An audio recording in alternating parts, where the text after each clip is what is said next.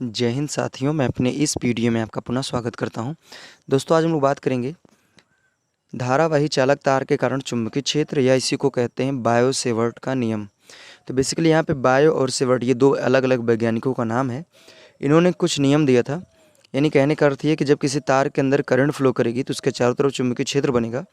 तो अगर उस तार से अगर कुछ दूरी पर हमें चुंबकीय क्षेत्र की गणना करना है तो उसके लिए बायो और सेवर्ट दो वैज्ञानिकों ने मिलके एक नियम अर्थात एक सूत्र का निर्माण किया, जिसे हम लोग कहते हैं बायो सेवर्ट का नियम। तो आइए इसको अच्छे से समझने का प्रयास करते हैं। देखिए, हम सामान्यतः हम ये जानते हैं कि ओस्टर्ड नामक वैज्ञानिक ने यह बताया था कि जब किसी तार के अंदर से करंट गुजरती है तो उस तार के चारों तरफ क्या बनता है, चुंबकीय क्षेत्र बनता है। तो अगर मान लीजिए उस तार से हमको कुछ दूरी पर अगर चुंबकीय क्षेत्र की गणना करना है तो कैसे उसको प्राप्त करेंगे, तो उसी चीज़ को बताने के लिए बायो और सेवर्ट नामक दो वैज्ञानिकों ने क्या किया, एक सूत्र का निर्माण किया और उसी सूत्र को हम लोग कहते हैं बायो सेवर्ट का नियम। जैसे मान लीजिए सपोज दैट ये कोई तार है, इसमें क्या कर रही है, आई एम्पियर की करंट जा रही है। तो अगर इस तार से हमें कुछ दूरी यानी आर दूरी पर, यहाँ से थीटा डिग्री कोण बनाते हुए आर दूरी पर एक स्थान है पी है और यहीं मुझे क्या करना है, चुंबकीय क्षेत्र की गणना करना है। तो इसी के लिए बायो और सेवर्ट ने क्या किया था, एक फार्मूले का निर्माण किया था जिसे हम लोग बायो सेवर्ट का नियम कहते हैं। तो ये मैं मान लेता हूँ इस जो तार है इसकी लंबाई टोटल एल है, यानी यहाँ से पूरा यहाँ तक इसकी लंबाई एल है।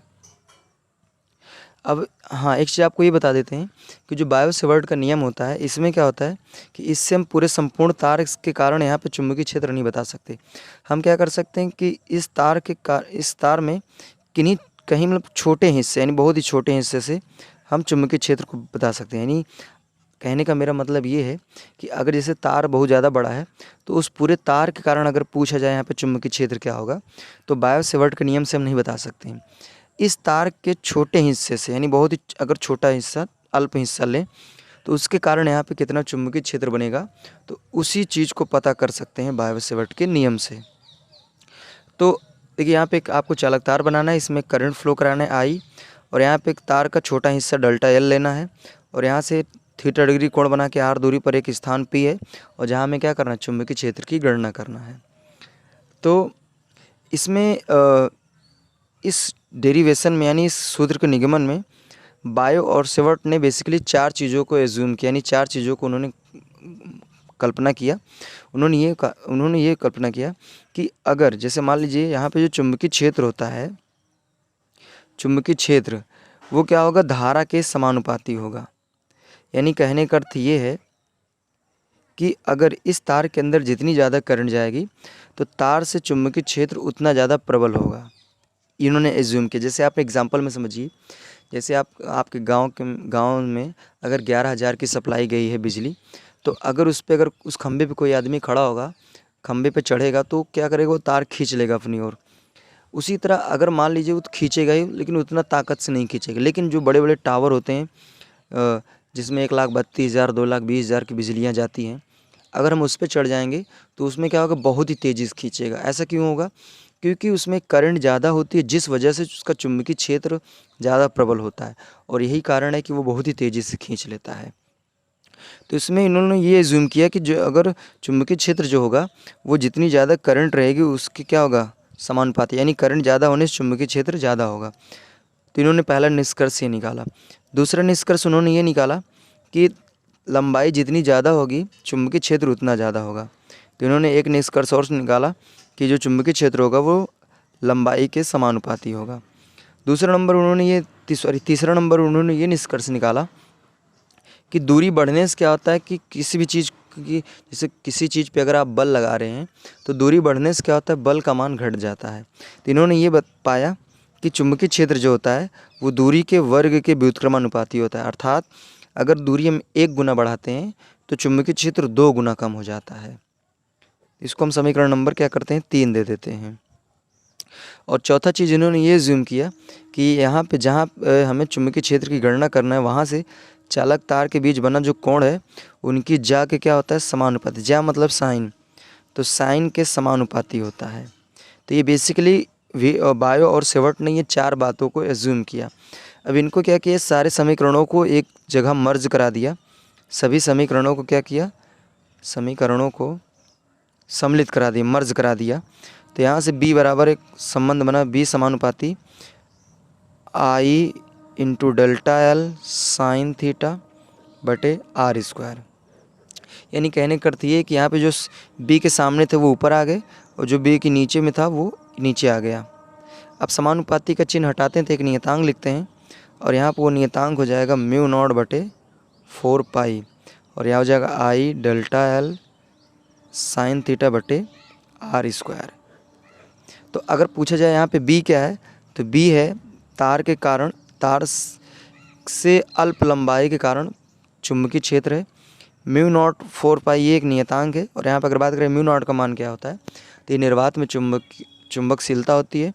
आई है तार में करंट और डेल्टा एल का अर्थ है कि तार की अल्प लंबाई है और कोण तो हम जानते हैं थीटा का मतलब होता है कि तार से जिस बिंदु पे हमें चुंबकीय क्षेत्र पता करना है उनके बीच बना कोण है।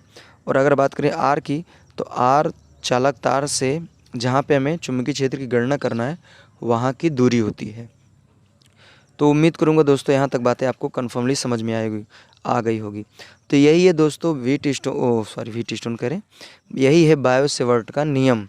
तो बायो-सेवर्ट के नियम से बेसिकली हम लोग ये पता कर सकते हैं कि अगर किसी तार के अंदर करंट फ्लो कर रही है तो उस तार से अल्प लंबाई यानी बहुत छोटी लंबाई के कारण अगर हमें कुछ दूर पर चुंबकीय क्षेत्र पता करना है तो उसका मान क्या होगा, उसी चीज़ को पता करने के लिए बायो और सेवर्ट ने दोनों ने क्या किया, एक नियम अर्थात एक सूत्र दिया जिसे हम लोग बायो-सेवर्ट का नियम कहते हैं।